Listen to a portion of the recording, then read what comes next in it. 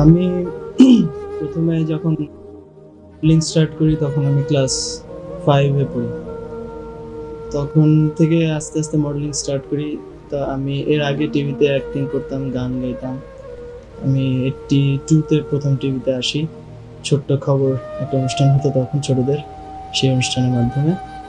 তারপর আস্তে আস্তে আমি এখানে ছোটদের অনুষ্ঠানে গান গাই, নাটক করি। ধীরে ধীরে সপ্তাহে নাটকে যাই, টিভির বিভিন্ন বিশেষ অনুষ্ঠানে আমি যাই। 89-এ আমি এই নাটকে অডিশন পাস করি অ্যানলিস্টেড আর্টিস্ট হয়ে। তো এই ছবিটা, আমি ছবিতে আসবো আমি কখনো ভাবিনি। ছবিতে যে কাজ করব, যে ফিল্মে আমি আসবো কাজ করব, আমি কখনো এটা ভাবিনি। তো এটা ব্যাপারটা হয়ে গেছে হঠাৎ, সাডেনলি, হঠাৎ করে। আমার অ্যাড টিভিতে তখন যাচ্ছিল, ফান্টা। তখন আমার কাছে যখন প্রপোজালটা আসে, ফান্টার একটা অ্যাড যাচ্ছিল, রেগুলার অ্যাডটা চলছিল। এর মধ্যে আমার কাছে সোহান ভাই আমার ছবি কোথা থেকে যেন দেখে আমার সম্পর্কে জানার পরে আমাকে, আমি ছবিতে কাজ করবো কিনা জিজ্ঞেস করেন। করার পরে আমাকে একদিন ফোন করেন বিকালবেলা, দুপুরবেলা আমাকে একদিন ফোন করেন। ফোন করে বলেন যে আমি এরকম এরকম ডাইরেক্টর অমুক বলছি, আমি আপনাকে ছবির ব্যাপারে কিছু কথা বলতে চাই, আপনি যদি আমাকে কিছু সময় দেন। আমরা দুজন বসলাম একসঙ্গে, বসে কথা বললাম। তো এর মধ্যে উনি আমাকে ছবিতে প্রপোজাল দিলেন যে আমি এরকম এরকম বোম্বের কেমন সে কেমন থেকে বাংলা করছি, তো আপনি যদি এটা করতে চান, আপনি যদি করেন, আমি খুব খুশি হব। তো ব্যাপারটা আসলে হঠাৎ করে আমাকে এরকম করে ফিল্মের প্রপোজাল দেওয়াতে আমি একটু মানে মানে আমি বুঝতে পারছিলাম যে কি করা উচিত। হঠাৎ এরকম একটা প্রপোজাল আসা, আর আরেক দিক দিয়ে ভালোও লাগছিল। আমি আসলে অ্যাকচুয়ালি আমি প্রথম দিকে আমি কখনো ভাবিনি যে আমি ছবি ফিল্ম লাইনে আসবো বা ফিল্মে অ্যাক্টিং করবো। ভেবেছিলাম মডেলিং করবো, অ্যাক্টিং করবো, ওটা শখের বসে আমরা করতাম আগে। কিন্তু ফিল্মে অ্যাক্টিং করবো অ্যাজ এ প্রফেশনাল আর্টিস্ট, আমি কখনো এটা ভাবিনি। এনিওয়ে, তারপরে সোহান ভাই আমাকে যখন প্রপোজালটা দিলেন, তখন একদিক দিয়ে আমার ভালোও লাগছিল, কারণ কিয়ামত সে কিয়ামত তক আমি যখন ফার্স্ট দেখি আমির খান জুহি চাওলার সেই কিয়ামত সে কিয়ামত তক যখন আমি প্রথম দেখি, তখন আমি ভেবেছিলাম যে এত সুন্দর ছবিটা, এত ভালো লেগেছিল আমার কাছে আমির খানের অ্যাক্টিং, জুহি চাওলার অ্যাক্টিং। ওটা দেখার পর আমার মনে হয়েছিল যে আমি যদি এই ক্যারেক্টারটায় আমি কাজ করতে পারতাম, বা এরকম একটা ক্যারেক্টার আমাকে কেউ দিত, অথবা এই ছবিটাই বাংলাদেশে যদি হতো, আমি যদি সেটাতে অ্যাক্টিং করতে পারতাম, তাহলে আমি খুব খুশি হতাম, আমার মানে কাজ করে খুব আনন্দ পেতাম। তো সেই স্বপ্নটা যখন সোহান ভাইয়ের মুখ থেকে সফল হতে যাচ্ছে দেখে আমার কাছে মানে একদিক দিয়ে আনন্দও লেগেছে, আবার ডিসিশনের অভাবে ভুগছিলাম যে আমি করব কি করব না, কিভাবে কি করব, এরকম একটা ভাব। যাই হোক, আমি ওনাকে বললাম ঠিক আছে, আমি আমার প্যারেন্টসের সঙ্গে কথা বলি। বাড়িতে আসলাম, এসে বাবা মাকে জিজ্ঞেস করলাম। তাদের প্রথম প্রথম একটু অমত ছিল, তারপরে আমার উৎসাহ দেখে তারা বললেন ঠিক আছে তুমি করো। বাস, এই সোহান ভাইকে বললাম যে ঠিক আছে আমি করবো।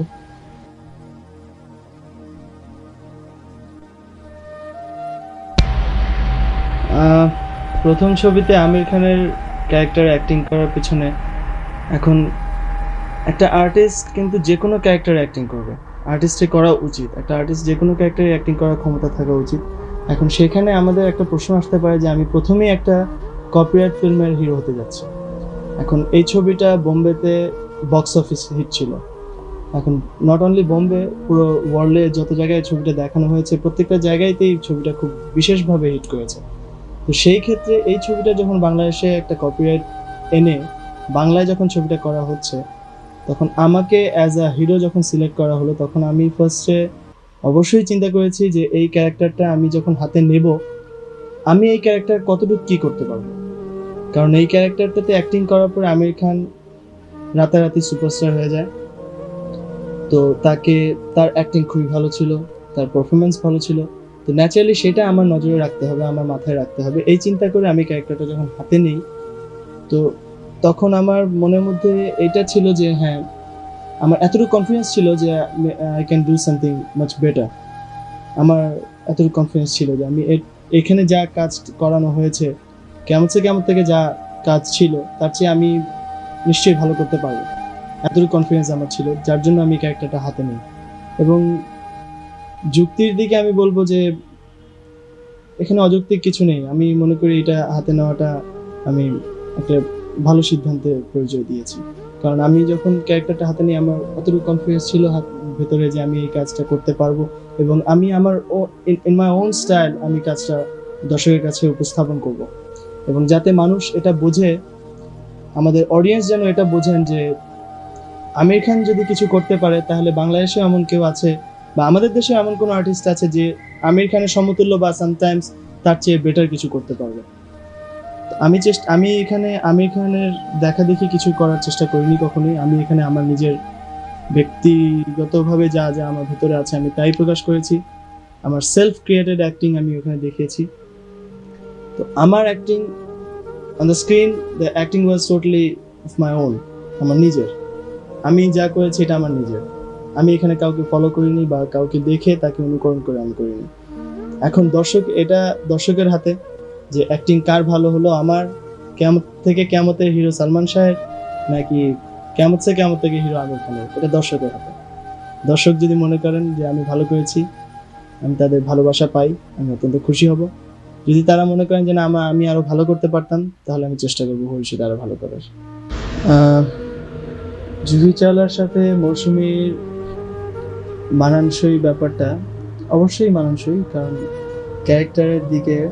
ক্যারেক্টারটা যখন একই জিনিস হচ্ছে তখন ন্যাচারালি আর্টিস্ট সিলেকশনের ব্যাপারেও কিছুটা মিল রাখা প্রয়োজন বা রাখা উচিত। তো সেই দিকে মৌসুমীর সাথে জুহি চাওলার গেট আপে বেশ অনেকটা মিল নিশ্চয়ই আছে, না হলে আমার ডাইরেক্টর নিশ্চয়ই তাকে চুজ করতেন না। আর অ্যাজ আ কো আর্টিস্ট মৌসুমী আমার সাথে কাজ করার পরে আমি তাকে খুব কোঅপারেটিভ একজন আর্টিস্ট হিসেবে পেয়েছি, খুব হেল্পফুল আর্টিস্ট, কাজের ব্যাপারে অত্যন্ত সিরিয়াস। এবং আমরা যেহেতু দুজনই নতুন, সো আমরা একজন একজনকে অলওয়েজ হেল্প করার চেষ্টা করেছি। আমার যদি কোনো প্রবলেম হতো মৌসুমী আমাকে অবশ্যই হেল্প করতো সেখানে, এবং তার কোনো প্রবলেম হলে আমি। ছবিটা স্টার্ট করার আগে ন্যাচারালি আমার অনেক প্ল্যানিং ছিল, যে পুরো ছবিটা আমার জানা ছিল, প্লাস স্ক্রিপ্টটা আমার হাতে ছিল, বাংলা স্ক্রিপ্টটা স্টাডি করার পরে আমি প্রতিদিনই স্টাডি করতাম স্ক্রিপ্টটা নিয়ে, প্রত্যেকটা সিকোয়েন্স আমি ভালোভাবে স্টাডি করেছি।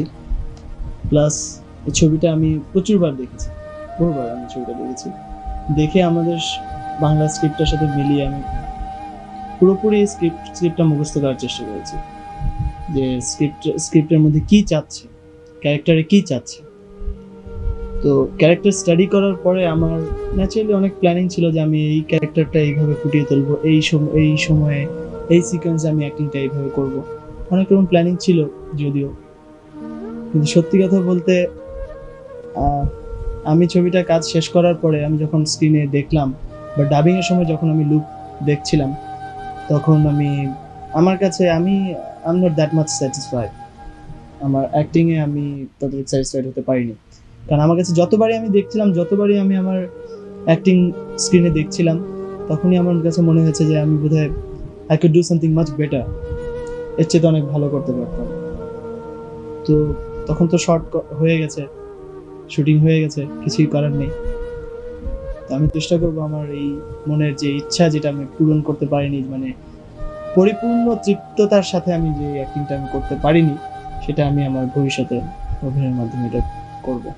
এবং এটা আমার মনে হয় যে একটা আর্টিস্ট পরিপূর্ণ তৃপ্তির সাথে কাজ করতে হলে অনেক সময় পড়বে, ধীরে ধীরে আস্তে আস্তে, কিন্তু তবু আমার কনফিডেন্স অনুযায়ী আমি যতটুকু করতে চেয়েছি বেশ খানিকটা করতে পেরেছি। কিন্তু একেবারে তৃপ্তভাবে কাজ যেটা বলে সেটা আমি হতে পারি আমার মনের দিক। আর আরেকটা হচ্ছে যে বেশ কয়েকটা অংশই আমার কাছে ভালো লেগেছে, কারণ আমি যখন আগে অ্যাক্টিং করেছি তখন ড্রামা সিন করেছি, গানের লিপ সিন করেছি, তো জিনিসগুলো আমার কাছে খুব একটা ছবিতে আমার কাছে নতুন লাগেনি। তো এখানে নতুন যেটা লেগেছে সেটা হচ্ছে অ্যাকশন। আমি আগে কখনো অ্যাকশন টিভিতে বা অন্য যেখানে আমি অ্যাক্টিং করেছি অ্যাকশন কোনো দৃশ্যে আমি কাজ করিনি। তো অ্যাকশন সিনে যখন আমি কাজ করছিলাম তখন আমার কাছে বেশ ভালো লেগেছে, অ্যাকশনটা আমার কাছে খুব নতুনত্ব মনে হচ্ছিলো এবং আমি বেশ মজা পাচ্ছিলাম কাজ করে। প্লাস আরেকটা মজার জিনিস হচ্ছে প্রথম ছবি আমার জীবনের, এই ছবিতে আমার অনেকগুলো রিস্কি শট গেছে ফিল্মে, অ্যাকশন করতে গিয়ে মারামারি করতে গিয়ে অনেকগুলো রিস্কি শট ছিল। কিন্তু আসল কথা যেটা বলার মতো সেটা হচ্ছে যে আমি এই ছবিতে কোনো ডামি ইউজ করিনি। আমি আমার নিজের শটগুলো সব আমি নিজে দিয়েছি। তো সেখানে নিজের একটা আত্মপরিতৃপ্তির একটা ব্যাপার ছিল যে আমার নিজের শট আমি নিজে দিচ্ছি, বেশ ভালো লাগছিল, বেশ ভালো লাগতো। তো স্পেশালি এই ছবির একটা সিন আমার কাছে, আমি অন দ্য স্ক্রিন যখন আমি দেখি, একটা সিন আমার কাছে খুব বেশি মনে দাগ কেটেছে এবং আমার নিজের অ্যাক্টিং আমার কাছে আহ, ভালো লেগেছিল। সেটা হচ্ছে আমি যখন লাস্ট সিকোয়েন্সটা আমি যখন মারা যাই, যে হিরোইন এখানে গুলি খেয়ে মারা গেল, তারপরে আমি হিরোইনকে সে জড়িয়ে ধরে কান্নাকাটি করার পরে আমি নিজের ছুরি দিয়ে নিজে আমি সুইসাইড করছি। তো সেই মুহূর্তের যে অ্যাক্টিংটা, সেই যে ফিলিংস, সেই যে এক্সপ্রেশনটা, সেটা আমার কাছে বেশ ভালো লেগেছে। জানি না দর্শকদের কাছে কেমন লাগবে, তবে সেই সিনটা আমার মনে দাগ কেটেছে অনেক। আমার কাছে পুরো ছবির মধ্যে ওই জায়গাটা কাজ করে আমার কাছে, আমার মনে হয় এখন আমার কাছে ভালো লেগেছিল। এটা আসলে পুরো ছবিতেই আমি এর আগে বলেছি যে পুরো ছবিতেই আমি যখন যতগুলো বিশেষ বিশেষ সিন আমি অ্যাক্টিং করেছি, যেগুলোতে অ্যাক্টিং করার মতন পরিস্থিতি ছিল, সেটা করার পরে আমার কাছে মনে হয়েছে যে না, আরেকটু যেন ভালো করতে পারলে, ভালো হতো। কিন্তু আমার ডাইরেক্টরের চোখে এটা ঠিক ছিল। তিনি, তার একটা জিনিস আমি দেখেছি যে তিনি একটা শট যখন আমার কাছে ভালো মনে হলো, তিনি যতক্ষণ পর্যন্ত মনে করতেন না যে এটা ওকে হয়নি, ততক্ষণ পর্যন্ত উনি টেকটা করতেন। এটা আমাদের জন্য খুব ভালো ইয়ে, কারণ আমরা ভালো মনে করলেও কিন্তু আমরা এটা বুঝবো না যে এটা ভালো হচ্ছে কিনা। তো এইভাবে অনেকবার টেক করার পরেও দেখা যায় যে খুব ভালো ভালো শট বের হয়ে এসছে। তো সেভাবে কাজ করার পরে আমি বেশ কয়েকটা সিনের মধ্যে বেশ কয়েকটা জায়গায় আমি নিজেকে মনে করেছি যে না, আমি অ্যাক্টিংটা একটু করতে পারলে বুঝি আমার কাছে ভালো হতো। এটা অনেক জায়গায় মনে হয়েছে, কোনো পার্টিকুলার কোনো সিন আমার কাছে লাগেনি। প্রতিক্রিয়া, এখন আমার তো চেষ্টা অবশ্যই থাকবে যে দর্শক যেন আমাকে গ্রহণ করে। দর্শক যদি আমাকে গ্রহণ করে, আমার অ্যাক্টিং যদি তাদের কাছে এক্সপেক্টেবল হয়, তাহলে অবশ্যই ভালো লাগবে, খুশি লাগবে, অত্যন্ত আনন্দ পাবো আমি এবং কাজে উৎসাহ পাবো। যদি তারা আমাকে অ্যাকসেপ্ট নাও করেন, তাহলে প্রতিক্রিয়া খারাপ কিছু হবে না, বরং আমার চেষ্টা থাকবে ভবিষ্যতে তাদের মনের মতন করে অ্যাক্টিং উপহার দেওয়া।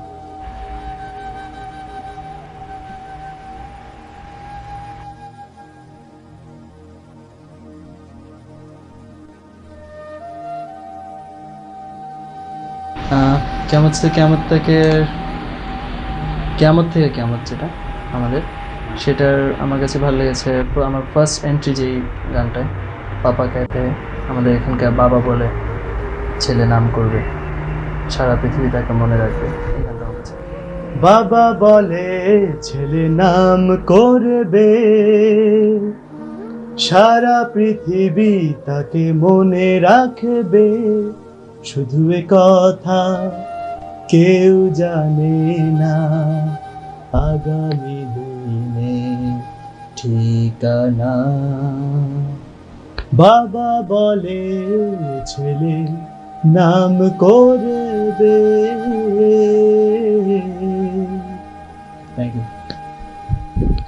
বাবা বলে ছেলে নাম করবে, সারা পৃথিবী তাকে মনে রাখবে, শুধু এ কথা কেউ জানে না, আগামী দিনে ঠিকানা। বাবা বলে ছেলে নাম করবে।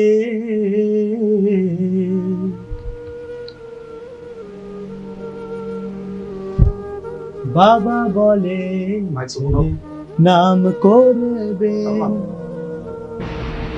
বাবা বলে ছেলে নাম করবে, সারা পৃথিবী তাকে মনে রাখবে, শুধু এ কথা কেউ জানে না, আগামী দিনে ঠিকানা।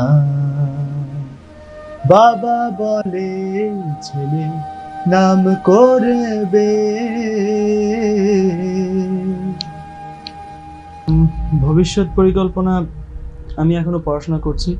তো আমার প্ল্যানিং আছে আমি পড়াশোনা শেষ করে ছবির মধ্যে পড়াশোনা করতে হচ্ছে, খুব কষ্ট হচ্ছে আমার, খুব একটু প্রবলেম হচ্ছে। পড়াশোনা শেষ করার পরে আমি পুরোপুরি যদি আমাকে দর্শক চায়, দর্শক যদি আমাকে ভালোবাসে, আমি যদি দর্শকের ভালোবাসা পাই, তাহলে আমি পুরোপুরি ছবিতে ইনভলভ হব এবং ক্রিয়েটিভ কিছু করার চেষ্টা করব, যাতে দর্শক আমাকে সারা জীবন মনে রাখতে পারে। আমি যখন থাকবো না তখন যেন দর্শক আমাকে মনে রাখে, মানুষ যেন আমাকে মনে রাখে, তাদের ভালোবাসায় যেন আমি থাকতে পারি, এরকম কিছু করার চেষ্টা করব। আমার সাথে কথা বলতে আসার জন্য I would like to thank all the technician of Star Diary. সবাইকে আমি অত্যন্ত অনেক ধন্যবাদ জানাচ্ছি এবং তাদের কাছে আমি অত্যন্ত কৃতজ্ঞ থাকবো, কারণ জীবনের প্রথম আমি ছবিতে হিরো হিসেবে আসছি এবং প্রথম ছবিতে তারা আমার সঙ্গে কথা বলতে এসেছেন, তাদের ভালোবাসা আমাকে দিয়েছেন, তার জন্য তাদের কাছে আমি কৃতজ্ঞ থাকবো।